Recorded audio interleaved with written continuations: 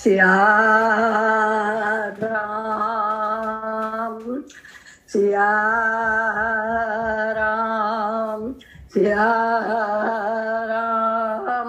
बहुत सांचे दरबार की जय, बहुत जगत जननी माता जी कड़ी सदाई जय, बहुत कमलापति विष्णु भगवान की जय। लेखे गिनत न छूट सा मैं छिन छिन भूलन हार, बख्शन हारा बख्श ले कर कृपा पार उतार, बख्शन हारा बख्श ले कर कृपा पार उतार।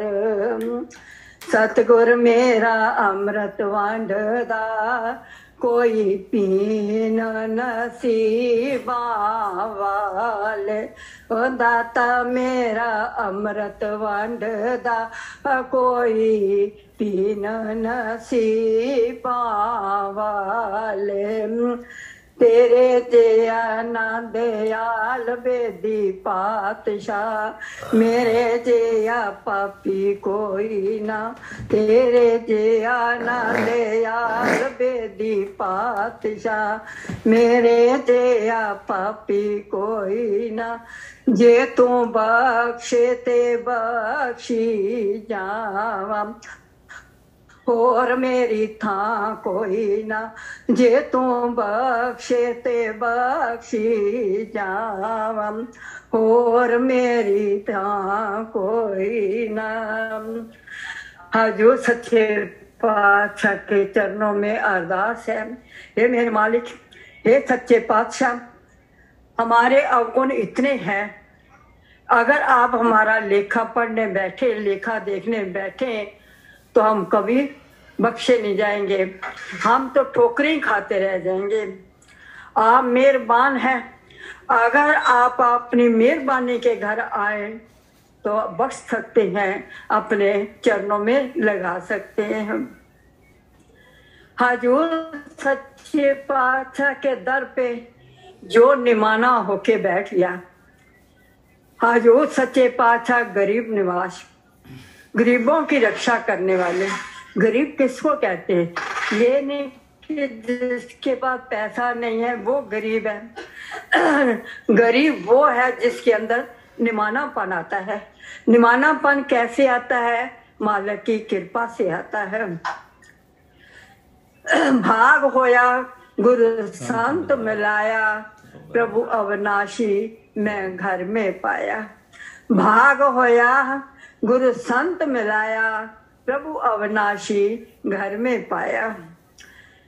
बड़े अच्छे भाग होते हैं। भाग तो बनाने वाला मालिक खुद है। हमने अपने भाग क्या बनाने, हमारे हाथ में क्या है? उसके हाथ में कलम है, वो सब कुछ कर सकता है। हजूर सच्चे पातशाह के मर्जी के बिना कोई पत्ता भी नहीं हिल सकता। चलती गाड़ियों को रोक लेते हैं, जो चाहे सो कर रखते हैं, सब उनके अधीन है। हजूर सच्चे पातशाह, अगर हम उनके वचनों पर चलते हैं, उनके चरणों में ध्यान लगाते हैं, तो हमारे ऊपर कृपा हो जाती है। वो गरीब नवाज हमारे को संभाल देते हैं। अगर हम नहीं चलते हैं, अपनी मनमानी करते हैं, चाहे हम पैसा है चाहे गरीब है, तो हजूर नहीं संभालते। हजूर सच्चे पातशाह की जहां जहां तक हमने महिमा सुनी है, वो गरीब नवाज है। गरीबों के सिर पे हाथ रखते हैं। जिसका कोई नहीं उसका बाबा है।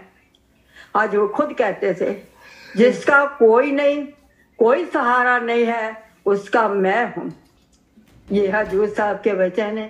फिर हजूर साहब ये फरमाते हैं कि जीव को चाहिए कि अच्छी संगत करनी, अच्छी संगत करे, अच्छी संगत करके वो आओ अपने इष्ट देव की महिमा गाए, गुणगान गाए उनके चरणों में। जितनी उसकी महिमा गाएंगे, जितने उनके गुणगान गाएंगे, उतने ही हमारे जो ग्रह होते हैं, जो पाप होते हैं, वो हमारे शांत होते जाते हैं, वो दबते जाते हैं। ये मालिक की कृपा होती है। भाग होया गुरु संत मिलाया, बड़े अच्छे भाग से जब गुरुदेव मिल जाते हैं, इष्ट मिलते हैं, इष्ट देव मिल जाते हैं, तो हमको रास्ता दिखाते हैं। संत कौन होता है?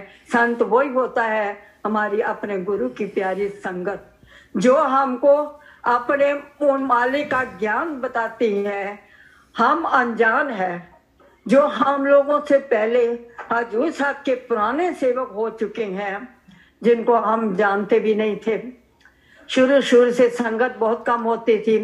हजूर साहब की सबके ऊपर बहुत कृपा होती थी, उनके चरणों में आते थे। कुछ तो उनके दरबार में रतन के बराबर होते थे, जैसे भगत सावंत सिंह जी हैं, हरिता माल जी हैं, और भी कई ऐसे सेवक हैं किसका नाम ले, राम जी दास जी हैं और संगत सिंह जी हैं। ये हजूर के बहुत प्यारे सेवक हैं, जो उन्होंने कह दिया हाँ कह दिया। उन्होंने अपनी बुद्धि नहीं लड़ाई। हजूर साहब ने कहा कि ये काम करना है, तो उन्होंने ये नहीं कहा कि हम अपने घर के परिवार वालों से पूछ लें तब करें। हजूर उन्होंने वहीं पर आ ली। भगत सावंत सिंह जी के पिताजी सही है, सही है। भगत सावंत सिंह जी के पिताजी कट्टर सिख थे, गुरुद्वारे को मानने वाले थे। और जो भगत सावंत सिंह जी हजूर साहब के चरणों में आ गए थे, उनको अपने गुरुदेव के सिवा दूसरी कोई चीज नजर ही नहीं आती थी। वो हर समय अपने गुरुदेव के ध्यान में रहते थे। हजूर साहब ने जब अपने केस गंगा माता के गोदी में डाले थे, तब हरिद्वार में थे, जो बठिंडा से हरिद्वार में आए थे। अपने केस कटवा के हजूर साहब ने गंगा मैया की गोदी में डाले। उनका स्वरूप इतना कहते सुंदर स्वरूप निकला, मोहनी स्वरूप निकला, इतनी चेहरे पे चमक आई, देखने वाले भी हैरान हो गए।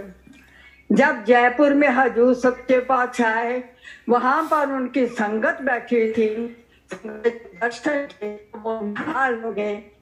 हजूर साहब का स्वरूप कितना सुंदर, कितना प्यारा स्वरूप निकला है। ऐसे बैठे हुए थे, हजूर साहब का दीवान लगा हुआ था।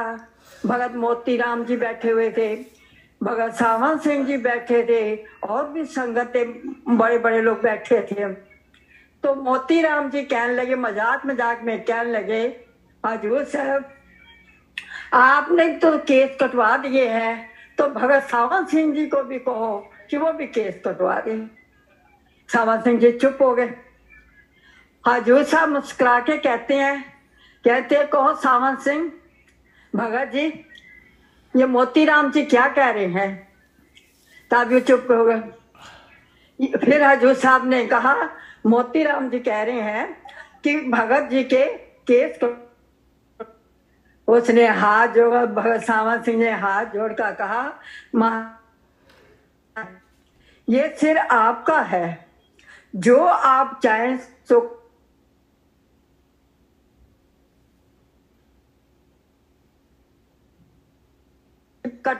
मेरे घर से सलाह कर रहा हूँ या मैं घर से बता बोल के आऊं।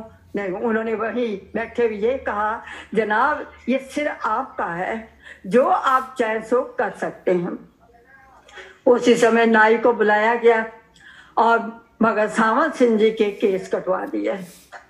अब दाढ़ी जो थी, जब नाई दाढ़ी काटने लगा, हजूर एकदम उठ के आ गए, कहने लगे नहीं नहीं ये दाढ़ी नहीं काटनी, ये दाढ़ी मेरे को बहुत प्यारी लगती है।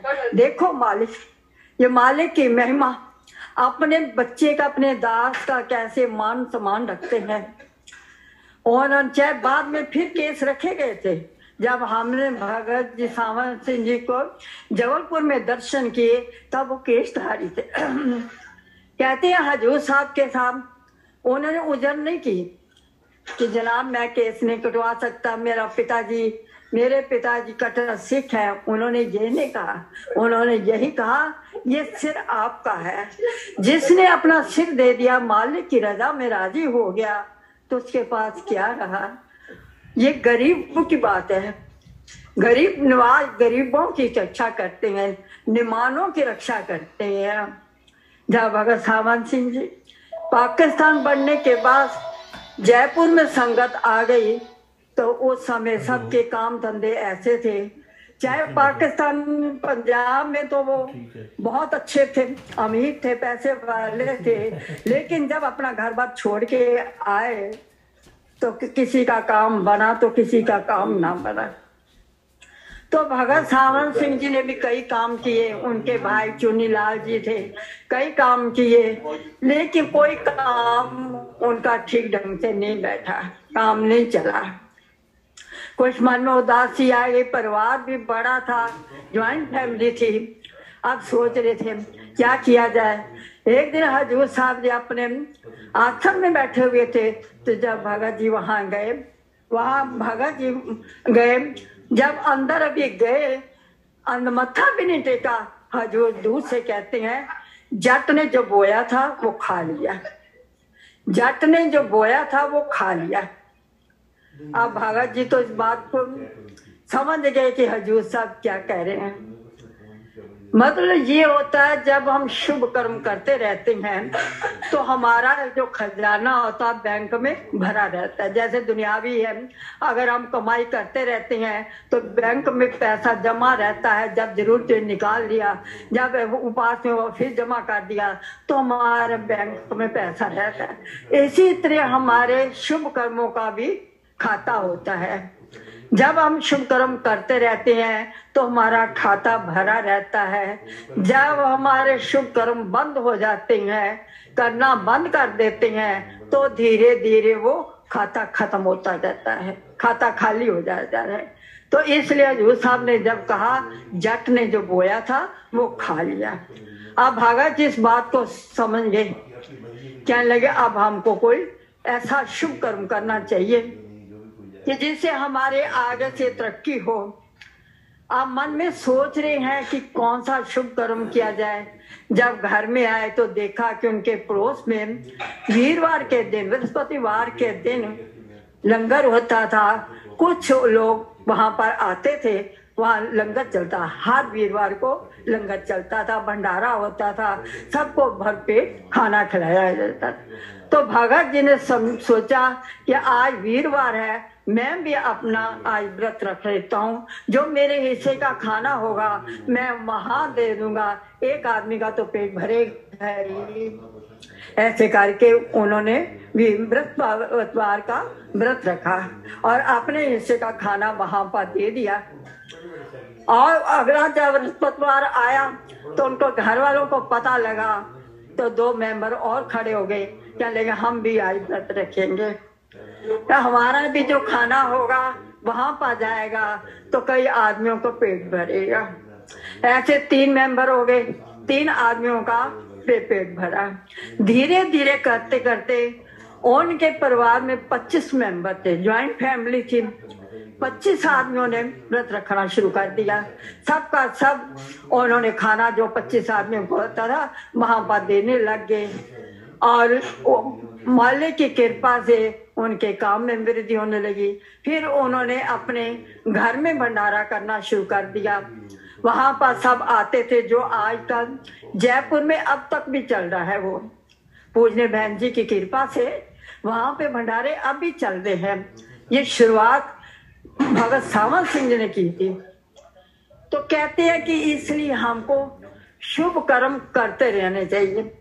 शुभ कर्म कर अपनी मर्जी से न करें, किसी के सहारे होके करें, अपने इष्ट देव के सहारे होके करें, क्योंकि हम समझते नहीं है, हमको इतनी समझ नहीं है कि जो हम कर्म कर रहे हैं वो शुभ है या अशुभ है।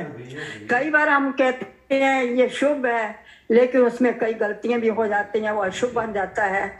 कई बार अशुभ होता है तो उसमें मालिक के पास से शुभ हो जाता है। इसलिए हमको ये ज्ञान नहीं है ये शुभ अशुभ क्या होता है। ये तो मालिक की कृपा होती है। भाग होया गुरु संत मलाया, प्रभु अविनाशी घर में पाया। जे जब हमारे इष्ट देव हमको मिल जाते हैं तो हमारी भटकना खत्म हो जाती है। इधर उधर जो भटकते रहते हैं, वहां जाओ मत्था टेको, वहां जाओ मत्था टेको, ये व्रत कर लो, ये किताब पढ़ लो, वो कर लो, लेकिन उससे मन में शांति नहीं आती। शुभ कर्म तो है, करने भी चाहिए, लेकिन जब हम किसी के सहारे होके करते हैं तो वो हमारे लिए बहुत शुभ हो जाते हैं। हाँ, जो सच्चे बात कहते हैं, करण करावन उसके हाथ, मानुष बबरा क्या जाने। जो करना है मालिक ने खुद करना है, उसी ने करवाना है। मनुष्य के हाथ में कुछ नहीं है, वो कुछ नहीं कर सकता। वो तो एक किस्म की कठपुतली है।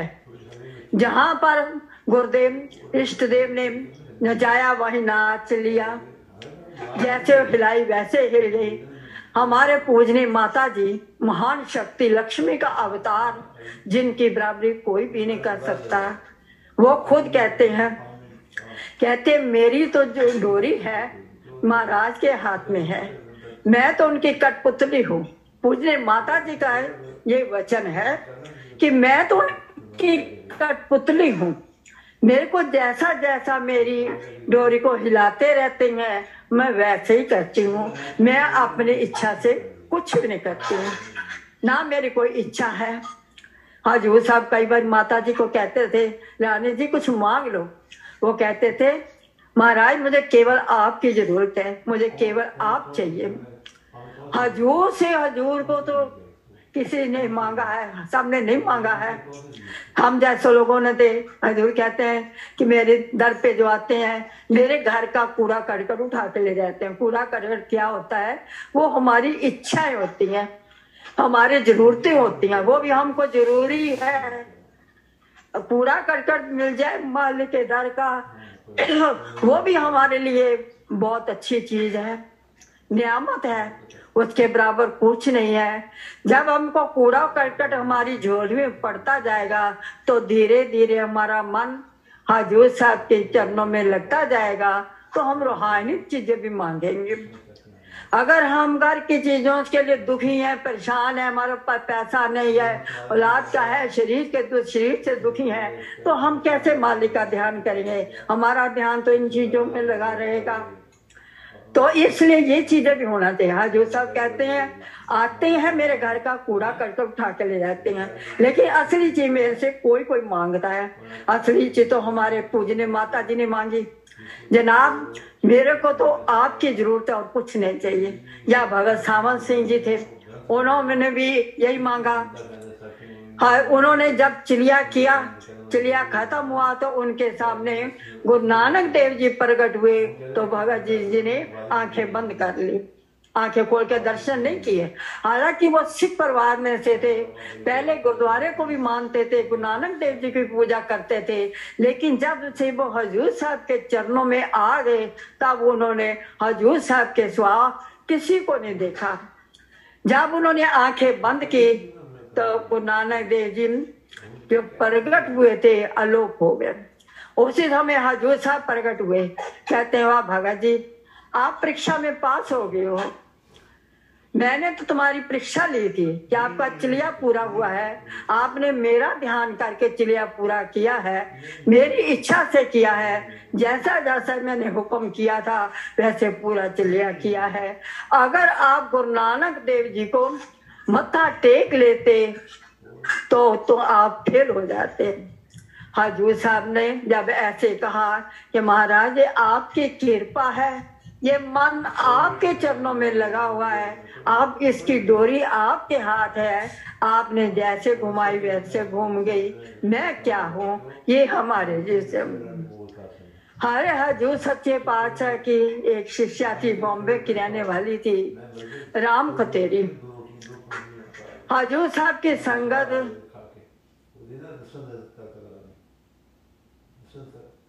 में जाके विराजमान होते थे, संगतियां आती थी, बहुत प्यारी संगत थी। एक बार राम खतेरी एक कंबल लेके आई, उसके पति देव अरब में व्यापार करते थे, अरब में रहते थे, बहुत पैसे वाले थे। तो एक कंबल लेके आई, हजूर साहब के चरणों में रखा, कहते महाराज ये कंबल हल्का भी बहुत है और गर्म भी बहुत है, अगर आप सर्दियों में ये अपने ऊपर ओढ़ेंगे तो आपको रजाई की जरूरत नहीं पड़ेगी। ये गर्म भी बहुत है, हल्का भी बहुत है। हजूर साहब ने जब कंबल की तरफ देखा, क्या लगे राम खतेरी, ये अपना कंबल यहाँ से उठा ले, मैंने तेरा कंबल ये नहीं लेना है। क्या लगे महाराज, हाथ जोड़ के क्या लगे महाराज, क्या गलती हो गई है। कहते हैं ये इस कंबल में तेरी इच्छाएं भरी हुई है। इसने हाथ जोड़कर कहा महाराज, इच्छाएं भी आप ही दूर कर सकते हैं, आपकी कृपा होगी तो ये कि इच्छाएं भी खत्म हो जाएगी, आप मेहरबानी करें, कृपा करें। तो हजूर साहब ने कहा अच्छा तुम ये चाहती हो तो देख, मैं तेरे पास यहाँ शिमले में बैठे थे हजूर साहब, मैं यहाँ बैठा हूँ, तेरा छोटा बेटा मुंबई में गाड़ी से अपनी कार चला के जा रहा था, उसका एक्सीडेंट हो गया, बड़ा भारी एक्सीडेंट हुआ। मैं देख रहा हूँ जो तो उसकी गाड़ी थी वो तो चकनाचूर हो गई, उसका कुछ नहीं बचा, लेकिन तेरे बेटे को मैंने बचा लिया, उसको खरोंच तक नहीं आने दी। जो मेरे सहारे हो जाते हैं मैं उनका सब ध्यान रखता हूँ, जो अपनी डोरी अपने हाथ में रखते हैं उसकी मुझे नहीं प्यार।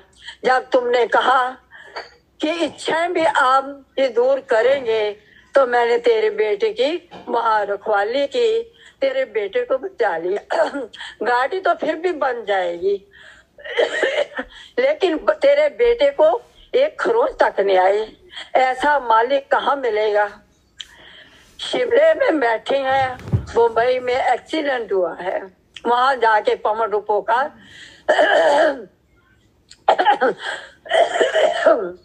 पवन रूप होकर हजूर साहब ने उस बच्चे की रक्षा की। ऐसे ऐसा मालिक मिलना को आसान है, इस मालिक की जितनी महिमा गाएं उतनी कम है।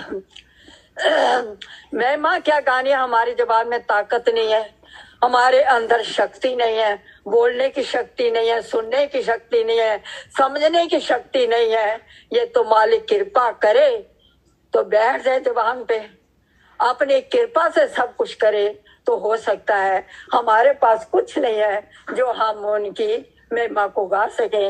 इसलिए हजूर सच्चे पातशाह के आगे यही अरदास है। वाकई ये बात सही है, हम लोगों के हाथ बीतती है, पल पल बीतती है, दिन में पता नहीं कई ऐसी चीजें बीत जाती हैं जो होती छोटी छोटी हैं, लेकिन उसका बाद में पता लगता है हे हजूर सच्चे पातशाह आप हमारे इतने नजदीक, हमारी इतनी बातों को जानते थे।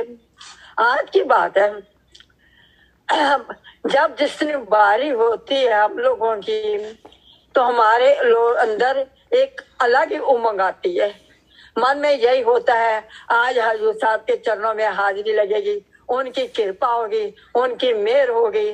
फिर कुछ शरीर का भी साफ हो जाता है, दिमाग का भी हो जाता है, मन का भी होता है।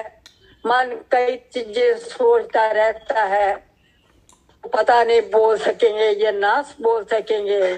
तो हमने कोई दूसरी साखी का ध्यान किया हुआ था कि संगत सिंह जी की साखी का ध्यान किया हुआ था कि आज वो साखी सुनाएंगे, लेकिन मालिक देखो डोरी है उनके हाथ में, उन्होंने क्या बुलवा दिया। संगत सिंह की साखी तो रह गई, पीछे रह गई और आगे दूसरी चीजें आ गई। ये मालिक की कृपा है, हम खुद नहीं बोलते, खुद हाजिरियां नहीं लगाते हैं, खुद उनके चरणों में नहीं बैठते। हम इतने गंदे जीव जिसके जहां पर हर समय कालक लगी हुई है, काई लगी हुई है, वो क्या कर सकते हैं। उसकी महिमा का गुणगान गाना कोई आसान है, देवी देवते नहीं गा सकते, हमने क्या गाना है। ये उनकी कृपा समझो, सोचते कुछ है होता कुछ है, त्राता वो है जिसके हाथ में ये हमारी डोरी है। ये मालिक की बहुत कृपा है। इसलिए दिन में हम कई कई बार अगर समझें सोचें तो वैसे तो हम लोग ध्यान ही नहीं देते, सो कहते हैं स्वाभाविक हो गया, स्वाभाविक नहीं हुआ। हमारे सिर पे हमारे 3 लोग के मालिक का हाथ है, ये तो हमको इतना ज्ञान होना भी चाहिए। हमारे ऊपर 3 लोग के मालिक का हाथ है जो हमको डोलने नहीं देता, डोलते हैं फिर पकड़ लेता है। गिरने लगते हैं फिर उठा लेता है, और पल पल में अपना एहसास भी करवाते हैं कि मैं हर समय आपके पास हूँ। आप जहाँ कृपा, आप सोचो नहीं, चिंता ना करो। कई बार मन में होता है पता नहीं आज बोल पाएंगे कि नहीं बोल पाएंगे, क्योंकि एज का भी हिसाब हो जाता है, कई चीजें ऐसी आ जाती हैं। तो मालिक अपने आप बुलवाता रहता है, उनकी कृपा है। लेकिन हमने केवल उनके सहारे चलना और कुछ नहीं करना। अपने हजूर सच्चे पातशाह के सहारे चलना है, अपना सहारा नहीं ढूंढना, दुनियावी सहारे नहीं ढूंढने, ना दुनियावी सहारा देते हैं। अगर हमारे को हमारे सच्चे पातशाह मालिक ने सहारा दिया तो सब सहारा देने आ जाएंगे। अगर उन्होंने नहीं दिया तो कोई देखेगा भी नहीं, हम तो कीड़े हैं। इसलिए मालिक सच्चे पातशाह के चरणों में ये अरदास है, हे मेरे सच्चे पातशाह, आपका जन्मदिन आ रहा है, पावन पवित्र जन्मदिन आ रहा है। संगतें जा रही हैं, तैयारियां हो रही हैं, खूब तैयारियां हो रही हैं, सबकी हाजिरें लगेंगी। जो तो वहां पहुंचेंगे उनकी तो हाजिरी लगेगी। जो कई हमारे जैसे भी हैं जो नहीं पहुंच सकेंगे, कई कारणों से नहीं पहुंच सकेंगे, तो हजूर सच्चे पातशाह अपने चरणों में ऐसे लोगों को भी हाजिरी लगाना। कोई मजबूरी है, मजबूरियां देखते हुए हाजिरी लगाना, और अपने जन्मदिन की सौगात सबको यही देना कि आपके चरणों में विश्वास बना रहे, श्रद्धा बनी रहे, सेवा भाव बना रहे। हम इधर उधर डोले नहीं। आपके चरणों में कूड़ा करकट तो बहुत मांगा, लेकिन अब कूड़ा कट नहीं मांग रहे हैं, अब आपके चरणों में विश्वास मांग रहे हैं और श्रद्धा मांग रहे हैं। आपके वचनों में चलने की शक्ति मांग रहे हैं। आपका नाम सिमरन करें। अंग संग साथी बाबा दलीप सिंह, हम आज जब बोलते हैं तो हमारे अंदर भाव भी यही रहे कि जहाँ भी खड़े हो, जहाँ भी बैठे, तो यही कहे, अंग संग साथी बाबा दलीप सिंह, अंग संग साथी बाबा दलीप सिंह, अंग संग साथी बाबा दलीप। जब हमारे अंग संग हो जाएंगे तो हमको किसी चीज की जरूरत नहीं पड़ेगी, कोई कमी नहीं आएगी। वो साचे दरबार की जय, वो जगजननी माता जी ਤੁਹਾਡੀ सदा सत्संग जी। हजूर साहब के हजूर साहब की महिमा गा तो हम नहीं सकते, हम नहीं बोल सकते, कह नहीं सकते, लेकिन उनकी कृपा कई गलतियां होती हैं, कई क्या अनेकों गलतियां इतनी होती हैं कि हम समझ नहीं सकते। वही बात आ जाती, लेखे गिनत न छूटता, छिन छिन भूलनहार, पल पल में गलतियां हैं। हम एक एक वचन में गलती करते हैं। मालिक बख्शनहार है, पूजने माता जी बख्शनहार है, और पूरी साथ संगत हजूर सच्चे पातशाह की प्यारी संगत बख्शनहार है। बख्श लो बख्श लो बख्श लो, सिया राम सिया राम, सांचे दरबार की जय।